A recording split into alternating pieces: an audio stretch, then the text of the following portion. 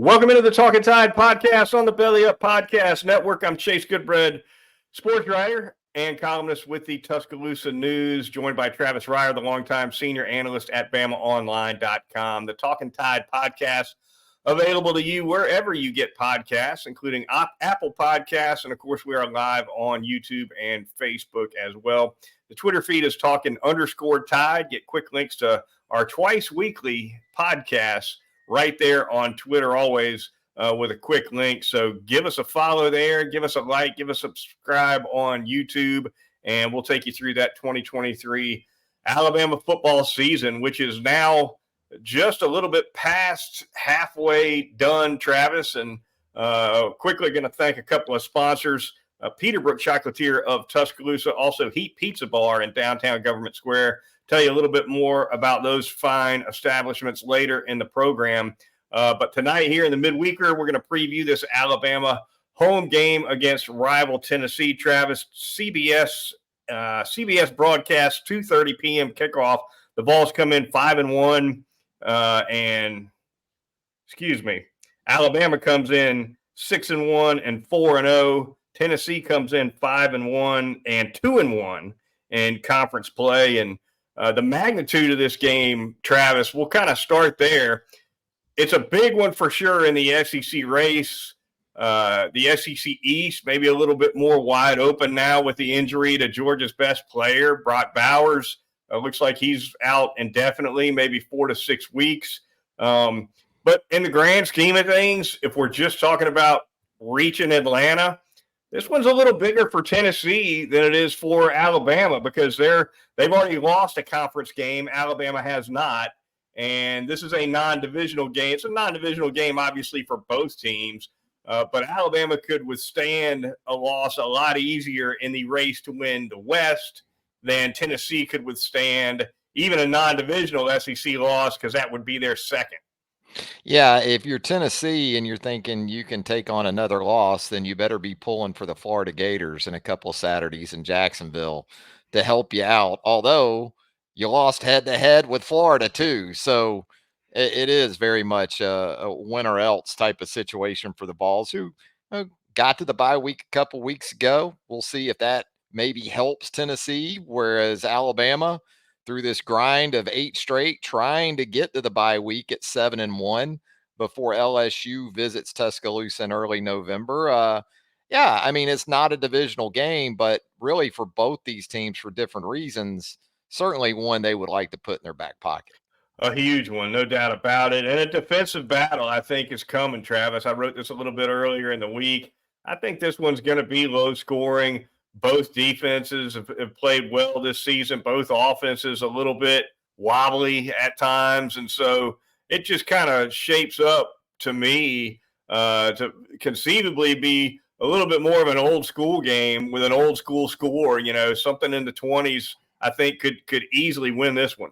Yeah, I'm with you. I agree. Earlier in the week, I talked about it and threw out there that maybe 1st to 24 is enough to get it done on Saturday at Bryant-Denny Stadium. Could be a game along the lines of what we saw in 2015, more recently, 19-14 game that Alabama won with Derrick Henry and those guys in a national championship season. I agree. I think both these teams. It's interesting because it feels like the fan bases for both kind of look at the quarterback position a little bit suspect right now. And again, you kind of look at Jalen Milroe's numbers and you would think, maybe not so much, but Tennessee obviously feeling the same way I think about Joe Milton.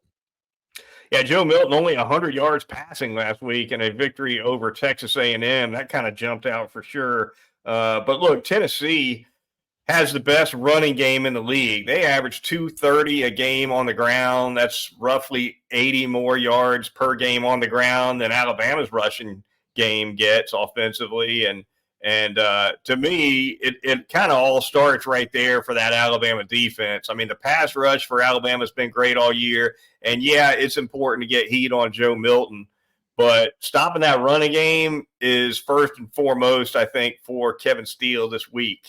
Yeah, I agree. I think, we can talk about the potential for explosive plays through the air But this isn't, as we alluded to just a minute ago, this doesn't have the feel of anything close to last year's game, the 52-49 shootout where you had two quarterbacks combined for more than 800 passing yards. I don't think we're getting that.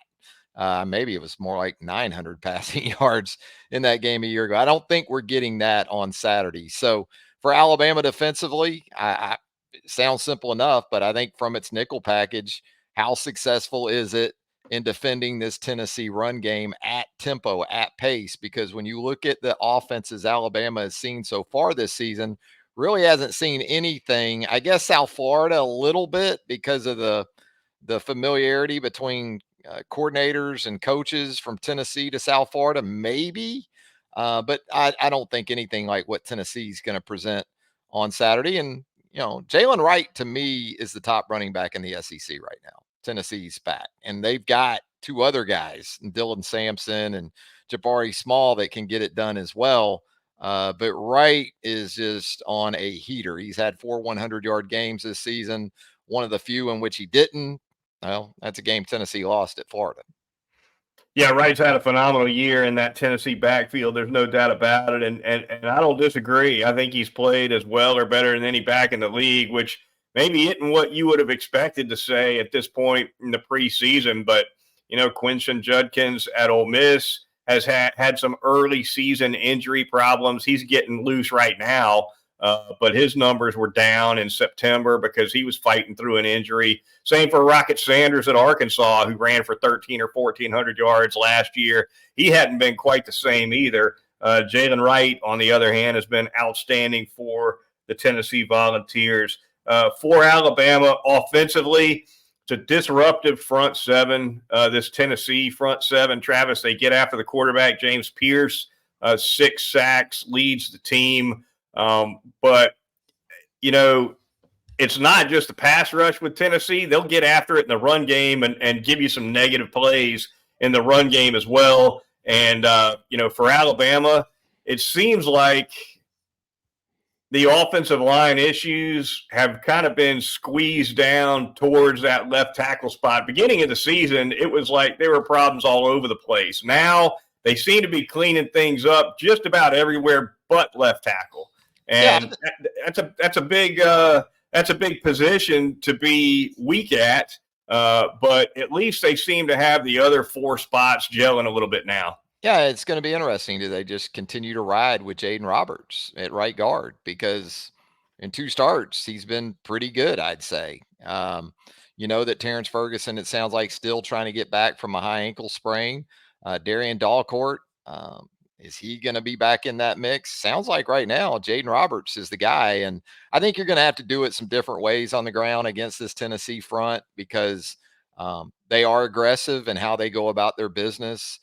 You'll reference the Florida game a good bit because it's the game that Tennessee lost so far this season. But the Gators, I thought, really did a nice job of mixing it up, getting some perimeter stuff, some easy touches to the perimeter early. Graham Mertz played a really nice game at the quarterback position for Florida in that one, but Etienne was outstanding. We talk about best backs in the league. They might both be in the SEC East this season with Etienne and Wright of Tennessee. But it's going to take some mix. And we saw some of that from Alabama last week against Arkansas. It wasn't just the split zone concepts, duo.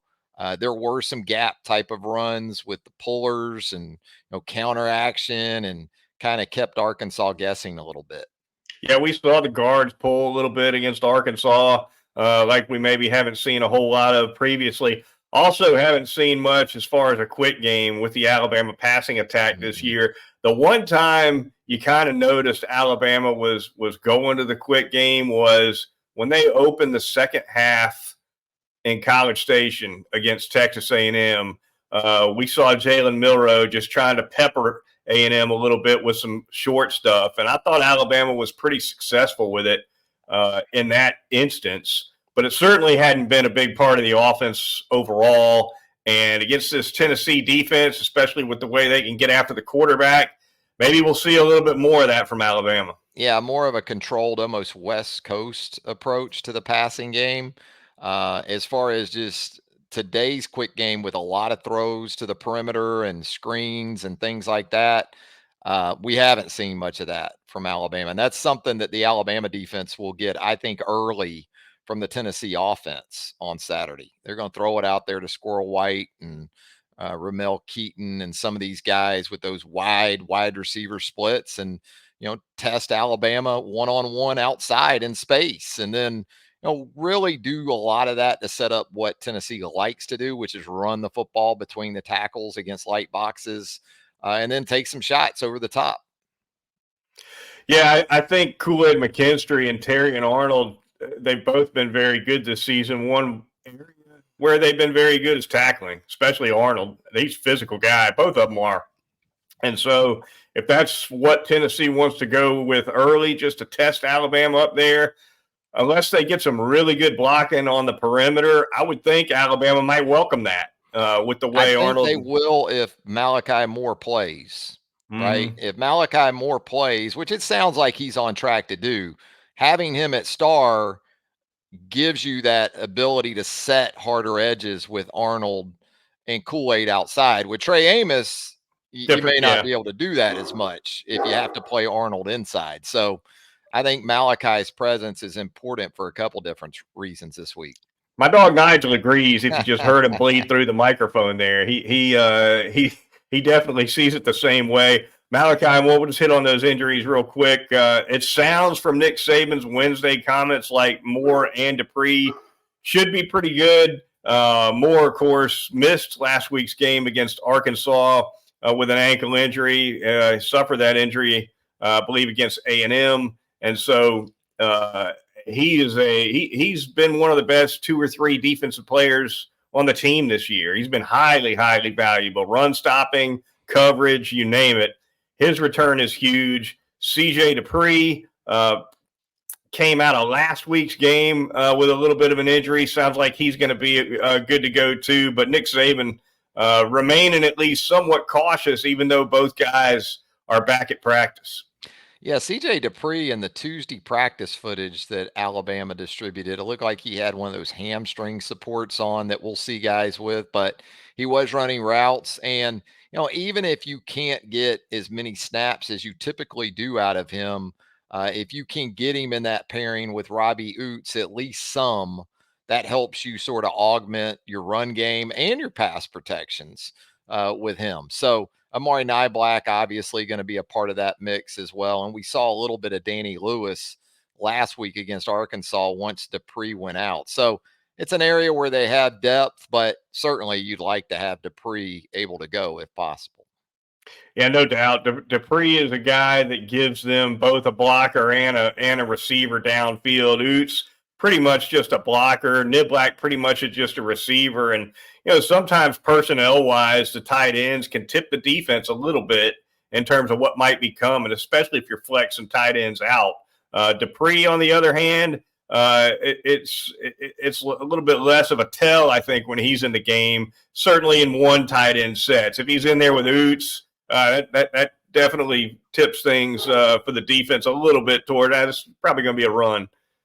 Yeah, and he's got the size, right? Dupree 245 or so. Niblack is added bulk and strength, but you would like him more in there in some 11 personnel where you can, flex him out and kind of give the defense more of a 4 wides almost look to try to deal with. And again, I think they're pretty good in terms of depth there, so should be fine regardless. But obviously, you want to have your best people available.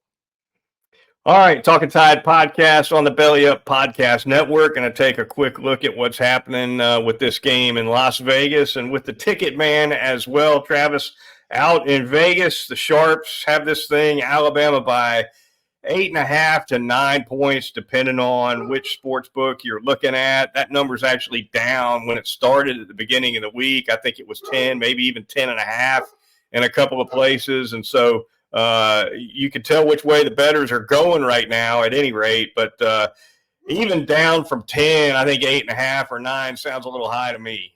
Yeah, that's public money, I think, early in the week. It's usually the sharps that like to come in late. So we'll see what maybe some whales do as we get closer to kickoff. But I thought it was a high number myself to open the week. I understand that when you look at this Tennessee team, 6 games, 5 of them played within the state of Tennessee, only 1 road trip to date, and it didn't go well in Gainesville. I think there's a little bit of caution or concern about Joe Milton, maybe in this particular instance. And I just think a lot of people still think, even people who set lines, Alabama's going to restore order in this situation. After losing last year, you kind of go back to that stat of how many teams post back-to-back wins over Nick Saban coached Alabama teams. There's a lot of that stuff, I think, that goes into it. Over under sitting at 48.5. It's 49 in a couple of places. That's my play this week. That's my official recommendation going into the Tuscaloosa news. I like it. I don't love it. I mean, we talked earlier that you and I both expect a defensive game. So I do think this thing comes in under. On the other hand, in this day and age of college football, it doesn't get much lower than 48 or 49. Sometimes you see 46s and 47s here and there, depending on who's involved. But the way scoring has gone up in the game across the board over the last several years, it's hard to find anything in the mid 40s. So you never know how these things are going to play out, but I do think it'll end up under 49. Yeah, the great unknown is non-offensive touchdowns. Tennessee scored one last week on a punt return. If you were in that over-under deal with Alabama, Texas A&M, I guess, a few weeks back, Alabama losing that blocked field goal return for a touchdown, probably, I guess, I don't remember the total for that game, but I think it was kind of similar to this one. You could have been impacted. That to me is the great, again, unknown, is non-offensive touchdowns. Crazy things happen in college football. And you're right. That's a low total for that level of the sport. That under crowd, Travis, they love picks, but they hate pick sixes. Yes. You see them they sometimes. They cheer the interception and immediately change to tackling. Yeah. If you're sitting with under guy, you love to watch them. They see that pick and they're up off their seat, and then they're like, "Oh no!" Or if the game's been decided, they'll coach that interceptor to get down. Get down. You don't need the return here. The game's over. Get out. Always fun. All right. The Ticket Man, Travis, we talked about how this is kind of a get-back game for the Ticket Man. $150 to $200 at Bryant-Denny Stadium for the cheap seats around the upper deck. A little north of $200 if you're trying to sit, in the middle of the field up there. And if you're down low, seeing those prices before we went on the air, somewhere in the neighborhood of $350 to $500 for those high dollar seats. But the man kind of needs this one, doesn't he? Especially after those soft prices from the Arkansas game. Well, and what helps the man in these next 2 home games isn't just the Alabama crowd. The visiting crowd will travel. That's been I think the biggest blow to the Ticket Man in recent years, is that opposing fan bases don't travel, in my opinion, like they used to, not as fervently. Right. So, if you're a Tennessee fan, you may not be extremely confident about the Vols' chances on Saturday, but this isn't exactly 2020 Alabama either, right?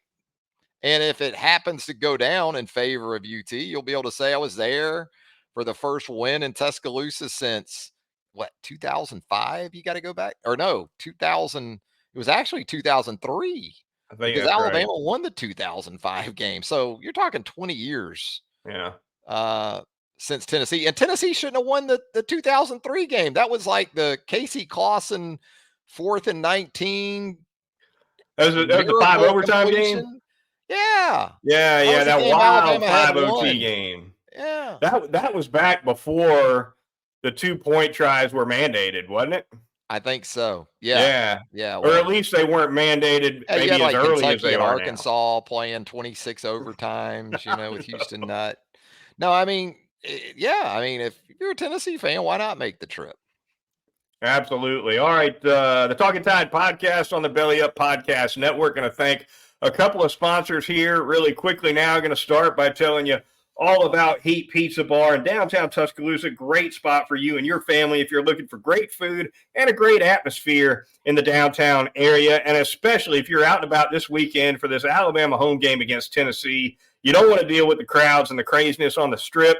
just head downtown. Go to Government Square, 2256th Street, and Frank Fleming's great staff will have you covered with plenty of flat screen TVs on all the big games, a full bar as well. Heat Pizza Bar offers fantastic signature pizzas, wide array of salads, excellent appetizers, including those jalapeno poppers that I'm a big fan of. And you got to try that standard when you're looking at some of these signature pizzas. House red sauce, pepperoni, Italian sausage, green peppers, sweet onions, and mozzarella. Great daily specials, too, over at Heat Pizza Bar. Pepperoni or cheese pizza on Thursdays from 2 to 6 p.m., just $8. You can't beat that.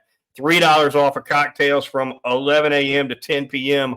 on Thursdays as well. So the next time you're in the mood for some great pizza, check out Heat Pizza Bar, 2256th Street, downtown Government Square. I'm going to tell you about Peterbrook Chocolatier out there at 1530 McFarland Boulevard North in the Indian Hills section of Tuscaloosa. Chase talked about sort of getting out of the melee this weekend, or home game weekends in general. That's one of the great benefits about Peterbrook Chocolatier as well. Just across the bridge from the University of Alabama campus, as you head towards Northport there on McFarland Boulevard, you're going to find Peterbrook Chocolatier, and they are worth the trip. No doubt about that. All of those great chocolate treats waiting for you. That chocolate covered popcorn, hand dipped chocolate strawberries on a daily basis at Peterbrook Chocolatier, 1530 McFarland Boulevard North in the Indian Hills section of Tuscaloosa. All right, the Talkin Tide podcast on the Belly Up Podcast Network, the Twitter feed, Talkin_Tide. Give us a follow there. Again, we're live on YouTube and Facebook as well. Check us out in those locales too. We're going to take a look at the rest of the SEC schedule beyond the Alabama-Tennessee game this week, Travis, and it's pretty light, frankly. Only four head-to-head SEC games this week, including Alabama-Tennessee. You got one non-conference game. That'll be LSU hosting Army. Camouflage end zones for that one. Tip of the cap to LSU for putting that together. That's pretty cool. But elsewhere, Travis, Ole Miss at Auburn. We'll start there. Auburn really, really struggling offensively. It's a total mess for Hugh Freeze on that side of the ball in his first year on the Plains. Got to like Ole Miss on the road there. I would think so. This has been a series, though, that's heavily tilted towards the Auburn Tigers. I think 6 out of the last 7. It was a win in Oxford last year by Ole Miss that snapped a 6-game winning streak for the Auburn Tigers. But yeah, when you look at these specific teams, I think LSU, we heard a lot after last week's win by 30 over the Tigers, the Auburn Tigers, that Brian Kelly talking about improvement on defense. Well, I don't know if we can really tell that based on, what Auburn is right now offensively. So obviously Auburn needs this thing to kind of be a rock fight, and Lane's going to look to try to motorboat and, really take it to Auburn offensively. And plus Ole Miss coming off a bye week should be rested and ready to go. Yeah, Brian Kelly a couple weeks ago about LSU's defense. I think this might have been after they just kind of nipped Missouri by 10 in a pretty close game that was, I think, a 3-point game until the final minute. Brian Kelly said, Travis, no one's going to confuse our defense with the 85 Bears, he said. No, you think, Brian? No. And I think he tried to sort of walk that back a little bit with his comments about improvement after the Auburn game. But yeah, it remains to be seen for LSU. And we won't really find out this week against an academy offense and Army, which I know you think about tough preps midway through the season and some option football from Army, but this isn't exactly an Army offense either that is along the lines of what we've seen from some of the previous groups that they've had. Spencer Rattler and the South Carolina Gamecocks head to Missouri, Travis. Been a strong year for Missouri. Of course, they've just lost the one game to LSU. How do you see that one playing out in Columbia? The Mayor's Cup, the two Columbias getting together. I think it's going to be a fun game, man, because I think both these offenses have the potential to put up points. Poor Shane Beamer, man, broke his foot kicking that Gatorade bucket after the loss to Florida last week out of frustration. And if he was frustrated, I missed that. You didn't see that? You didn't hear that? Yeah, he's got a broken foot. He Oh, was so mercy. upset after that loss, after blowing that 10-point lead in the final 5 or 6 minutes last Saturday, that broke his foot kicking a Gatorade cooler, apparently. So he'll hobble out to Como with his team. Brady Cook playing at a high level. I kind of feel for Spencer Rattler because he's really having a hell of a season. He's now a couple of seasons into this thing where he's been really good. And from an NFL perspective, I got to think, Chase, he's helped himself as much because there's been consistency in what he's doing. You know, he was kind of known at Oklahoma, a little bit of a head case, a little bit too much up and down. For a program that's been up and down, he hasn't been that kind of guy for South Carolina. He's been really good. Yeah, he got benched, I think, for a game or two at OU his freshman year. Ends up at South Carolina, and he hadn't been well protected. So you got to tip Oh, your hat to him even more because the pressure. I mean, South Carolina has not been able to pass block much at all. So for what he's been able to do, given the heat he's been under in terms of sacks and whatnot, yeah, I think he's done fine. Mississippi State at Arkansas, Travis. How is it possible that Will Rogers and KJ Jefferson, who are two of the best quarterbacks in the league, don't have an SEC win between them? They're 0-7 in the league right now, but between the two of them. yeah, somebody's got to get an SEC win here, right? Between these two teams. And I think Mississippi State, kind of like Ole Miss, coming off the bye week, probably a lot more juice right now, a lot more gas in the tank than this Arkansas team that is in the throes of a 5-game losing streak and really in need of a bye week of its own. But, you know, Arkansas hasn't played at home in literally a month, played in Fayetteville. So that could be what it needs to kind of sustain some energy throughout at least this game. Um, who knows? I like KJ Jefferson better than I like Will Rogers. So if you're going to ask me to make a pick in that game, I'd probably go KJ at home. Yeah, at least you know Sam Pittman's going to put the game in KJ's hands as much as he possibly can. You don't quite know that with Will Rogers this year. And there's some So injuries. I mean, Woody Marks is banged up. We'll see. Again, the bye week may have done him and Will Rogers a lot of good because they needed it health wise. all right, let's jump in that two deep tumbler before we get out of here really quick. See who pops out. Somebody in that Alabama two deep is going to come out of here, and we will. I got number 7 here, Ja'Cory Brooks, Travis. An interesting name to come out of the tumbler because you're talking about a guy in Ja'Cory Brooks whose role has dissipated from one year to the next. I mean, he was a frontline wide receiver for Alabama last year, along with Jermaine Burton. He was top dog in that unit a year ago. Yeah. This year, not so much. His snaps are down. His production's down. It's been striking, certainly, to see what's going on with Brooks's playing time. Yeah, it seems like Malik Benson has benefited the most from that. We've seen Malik kind of open some games at that spot. We've seen Isaiah Bond, obviously, a big part of things to go along with Jermaine Burton. But at some point in this season, I still think Ja'Cory Brooks is going to step forward in the offensive scheme of things.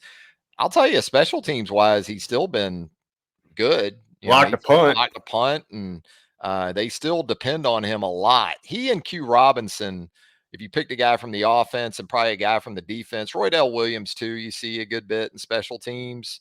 You know, those are kind of the core special teams guys, the veterans that they kind of lean on in the kicking game. But I still think Ja'Cory, again, at some point this season, I don't know if it'll be so much in the way of quantity, but as far as quality, I think he'll still be there at some point.